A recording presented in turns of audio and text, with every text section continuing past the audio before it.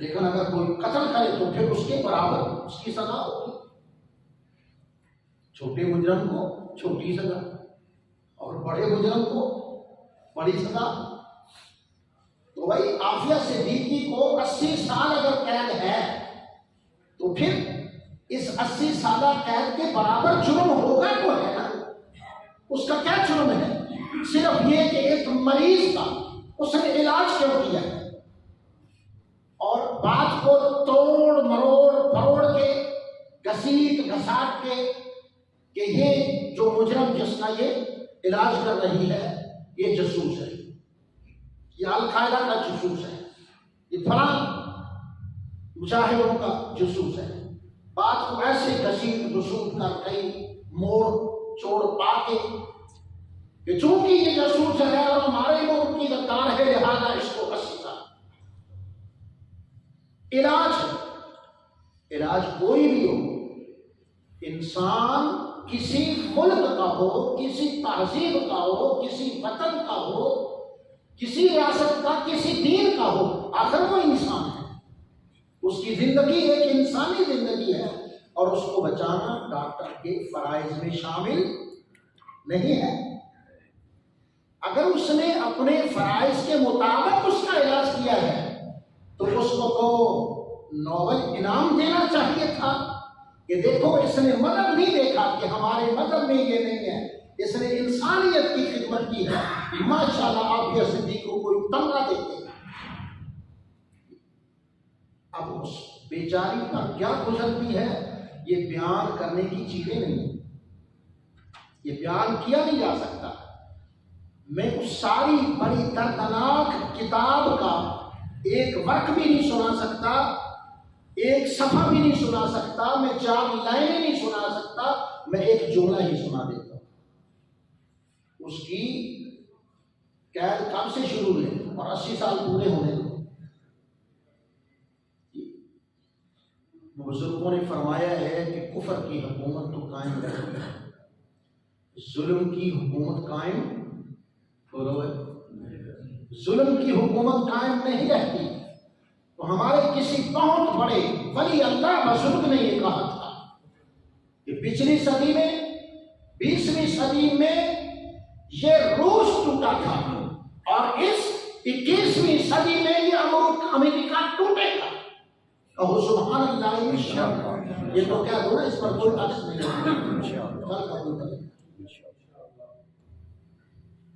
20ویں صدی میں روس کا غرور خاک کر دیا خدا نے، بڑے بڑے جبابرہ کو خدا نے رول دیا مٹی کے اندر۔ کیسر کسرا سجدے کرواتے تھے، خدا بنے ہوئے تھے، اب یہ خدا بنے ہوئے ہیں عوام الناس کے اور پوری انسانیت کے۔ ہم اس میں اسلام یا غیر اسلام کی بات نہیں کرتے، پوری انسانیت ان کے جنگل میں ہے کہ سب کا رس نکال کر پی رہے ہیں، سب کو مار رہے ہیں اور دولت چاروں طرف سے اکٹھی کرتے ہیں اور عوام کو یہ پیس رہے ہیں۔ ہر ملک میں مہنگائی کا طوفان آیا ہوا ہے، یہ وجہ کیا ہے؟ تو فرمایا کہ 20ویں صدی میں یہ روس کا غرور خدا نے خاک میں ملا دیا اور اس 21ویں صدی میں امریکہ کا ایسا حال ہوگا کہ اس کے ویزے تکڑیوں میں اس طرح تلیں گے کوئی جانے کے لیے تیار نہیں ہوگا۔ کہو انشاءاللہ۔ ظلم کی حکومت قائم نہیں ہے۔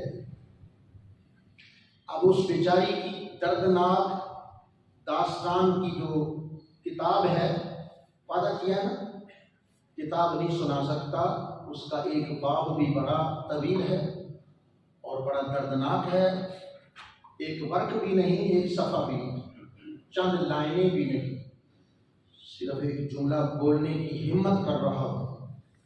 اس کو 4 دن مسلسل بھوکا رکھا جاتا ہے اور صنف نازک ہے، اس کو کوڑوں سے مارا جاتا ہے، اس کے جسم پر گرم استریاں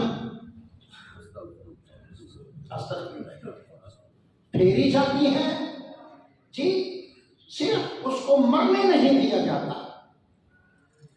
صرف اس کو مرنے نہیں دیا جاتا، اور جب اس کو ہوش آتا ہے کئی گھنٹوں کے بعد اس کو کہتے ہیں یہ پڑھا ہے قرآن، وہ کھولا ہے جیل کا دروازہ، قرآن کے اوپر پاؤں رکھ کے گزر جا، ہم تجھے معاف کریں گے۔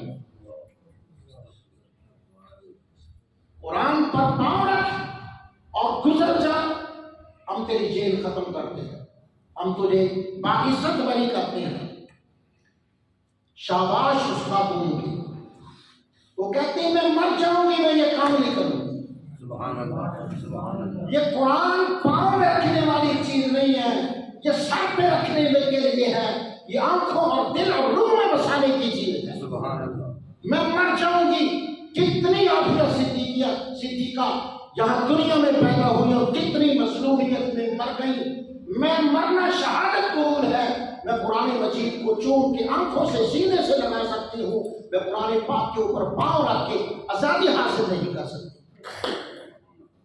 حضرات دیوبندگان، اتنی برکت، اتنا دکھ ہوتا ہے۔ اب کسی ملک نے یا کچھ ممالک نے، یہ پوری جمعیت ممالک اسلامیہ نے کبھی یہ مل کر کہنے کی جرات نہیں کی کہ آپ اس کو آزاد کریں، اس بے گناہ کو آزاد کریں، کسی نے یہ جرات نہیں کی۔ اور ریمنڈ ڈیوس کے کیا نام تھا، دن دہاڑے 3-4 قتل کر کے سینہ تان کے پھر رہا ہے پاکستان کی سڑکوں پر۔ اس کو کوئی ہاتھ لگا کے دیکھے، اس کی کوئی بات کر کے دیکھے۔ آقاؤں کا حکم آتا ہے باعزت، باوقار، باحفاظت طریقے سے اس کو واپس کیا جائے۔ کہتے ہیں قبلہ بالکل، ہم تابعدار، ہم فرما بردار، ہم نمک حلال، ہماری نمک حلالیاں، وفا شعاریاں دیکھو، ابھی تو شک ہے ہمارے غلام ہونے میں۔ اگر ایک مسلم نے کسی بھی بات پہ آگے سلمان تاثیر کا قتل کر دیا، وہ قتل ناجائز تھا، وہ قتل جائز تھا، وہ ہونا چاہیے تھا، وہ نہیں ہونا چاہیے تھا، اس کی ہم بات ہی نہیں کرتے۔ مقتول بھی پاکستانی، قاتل بھی پاکستانی، مقتول بھی پاکستانی۔ تو جب کہا گیا کہ ابھی ابھی قربانی دینے والے کو، کیا نام تھا، ممتاز قادری کو، ابھی ابھی اسی رات اس کو پھانسی چڑھا دو، زبانیں گم ہو گئی، ہاتھ ہلنے لگے، پٹاریاں بند ہو گئی، غیرت ختم ہو گئی۔ کیا یہ کہا نہیں جا سکتا اپنے ملکی قانون کے مطابق، اپنے اسلام کے مطابق، انسانیت کے مطابق، امریکہ کے مطابق، افریقہ کے مطابق، برطانیہ کے مطابق، جرمنی، اٹلی کے مطابق، کسی دنیا کے قانون کے مطابق کہ یہ ہمارا اندرونی معاملہ ہے، قاتل ہمارا، مقتول ہمارا، ہمارے اندرونی معاملات میں یہ مداخلت جائز نہیں ہے، یہ کہا نہیں جا سکتا تھا۔ ہم اتنے مسائل حل نہیں کر سکے۔ حضور جناح صاحب رحمۃ اللہ علیہ نے فرمایا تھا کشمیر ہماری شارگ ہے، اور وہ شارگ کس کے قبضے میں ہے؟ اگر یہ واقعی شارگ ہے کہ پاکستان کا پانی کشمیر سے آتا ہے، ہماری زندگی زرعی زندگی ہے، اور ہماری شارگ ہندو کے قبضے میں ہے، تو پھر یار یہاں جن کا ذرا کس دیا جائے، چوڑیاں کس دی جائیں، کاریگر بھی بیٹھے ہوئے ہیں جی، لوہے اور لکڑی کے کاریگر، یہاں ڈال کے اس چوڑیاں کس دی جائیں تو سانس ہمیں تو سانس نہیں لینا چاہیے تھا۔ ہم خوش ہیں، ہم خوشحال ہیں، ہمیں خبر ہی نہیں، ہمیں احساس ہی نہیں جی، ہم اسی طرح پھر رہے ہیں۔ حضرات جی وقار، آج کی اس گزارشات کو آپ کیسے دیکھیں گے کہ یہ کوئی سیاسی گفتگو نہیں ہے، یہ بھی ایک عجیب چکر ہے کہ جس کو دنیا کا یا دین کا علم ہو اسے کہتے ہیں سیاسی تقریر نہ کر، یعنی عالم دین تقریر نہیں کرے گا سیاسی، تو پھر سیاسی تقریر کون کرے گا؟ جی سیاسی تقریر کون کرے گا؟ اگر سیاسی تقریر کرنا گناہ ہے تو رسول اللہ علیہ السلام نے ریاست مدینہ کیوں قائم کی؟ ابو بکر صدیق سیاستدان، عمر فاروق ایسا دنیا میں سیاستدان پیدا نہیں کیا، کسی ماں نے جنا نہیں ہے اتنا بڑا سیاستدان حضرت عمر فاروق تھے، عثمان غنی، حضرت سیدنا حیدر کرار مولا علی شیر خدا رضی اللہ تعالی عنہ، امام حسن، حضرت عمر بن عبد العزیز، یہ ہمارے سیاسی لوگ تھے، باوقار صاف۔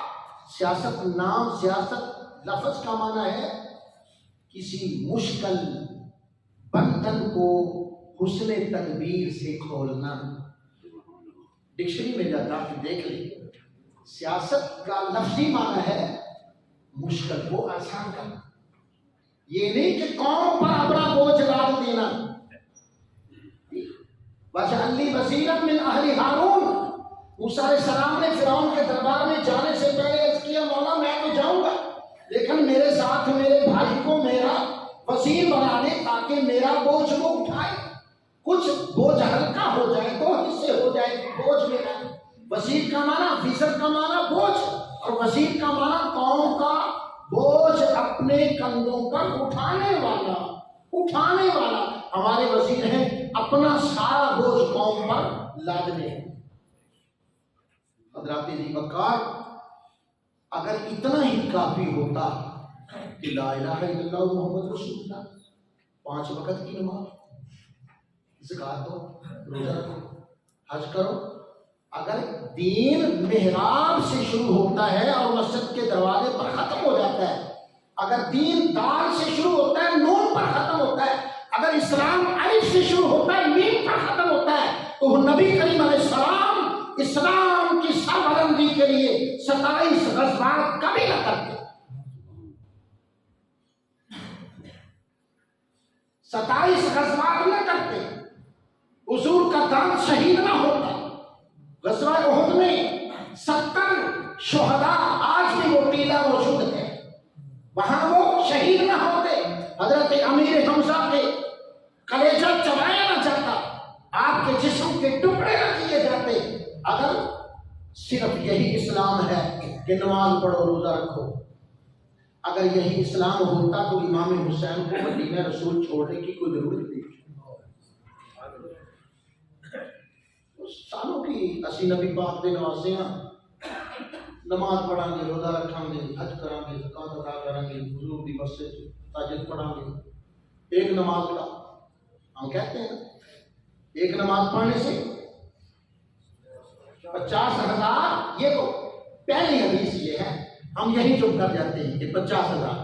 ایک حدیث میں یہ ہے کہ 50 ایک نماز پڑھنے سے 50,000 نمازوں کا ثواب ہے، لیکن ایک یہ ہے کہ یا اللہ مکے میں جو کچھ ہے وہ مدینے کو عطا کر، بلکہ مدینے کو مکے سے دگنا عطا کر۔ تو مسجد حرام بیت اللہ شریف کے ماحول میں ایک نماز کتنی ہوتی ہے؟ 1,00,000 کے برابر۔ تو حضور نے فرمایا مکے کے برابر اور دے زین، بلکہ مکہ معظمہ سے دگنی عزتیں مدینے کو دے دے۔ تو مسجد نبوی میں ایک نماز اگر امام حسین پڑھتے ہیں تو کتنا ثواب ہوتا ہے؟ 2,00,000 نماز کا ثواب نہیں لیا امام حسین نے، اپنے سارے خاندان کو کربلا میں قربان کر۔ تو کیا ثابت ہوا کہ دین صرف نماز روزے کا نام ہے؟ اقبال نے تو ٹک لگایا ہے، پنجابی کا لفظ ہے ٹک لگانا، نکھیڑا کرنا، بات کو سمجھا دینا۔ کیا فرماتے ہیں؟ جدا ہو دین سیاست سے تو رہ جاتی ہے چنگیزی۔ اب ہم چنگیزی لیے پھرتے ہیں، دین ہمارے پاس کوئی نہیں ہے، نہ ایوان صدر میں ہے، نہ ایوان وزیر اعظم میں ہے، نہ صوبائی میں ہے، نہ قومی میں ہے، نہ ہمارے انتخابات میں ہے، نہ انتخابات کے بعد جو نتائج برآمد ہو گئے نہ ان میں کچھ ہے۔ جی ملت اسلامیہ کیسے ملت بنے؟ یعنی وقت دعا ہے حضرات، ہم بہت ہی پیچھے چلے گئے۔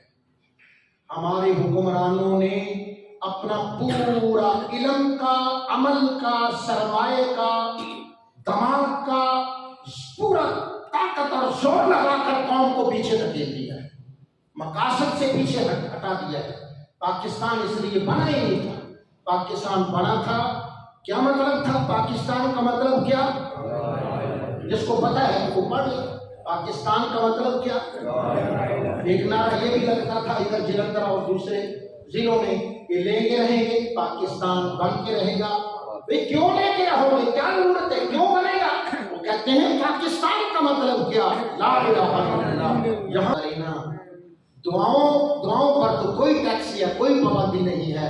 اے اللہ، ہمارے بزرگوں نے، ہمارے چاہنے والوں نے، نیک دل لوگوں نے، ان علماء نے، ان فقراء نے، ان نوجوانوں نے، قائد اعظم نے، محمد علی جناح نے، شوکت علی نے، جوہر علی نے، علامہ اقبال نے، یہ جو خواب دیکھا اور وہ پورا کر کے دکھایا، یا اللہ انہوں نے بنا دیا، ہمیں توفیق دے ہم اس کو بسا لیں۔ صلی اللہ تعالی علی حبیبنا محمد و آلہ وصحبہ۔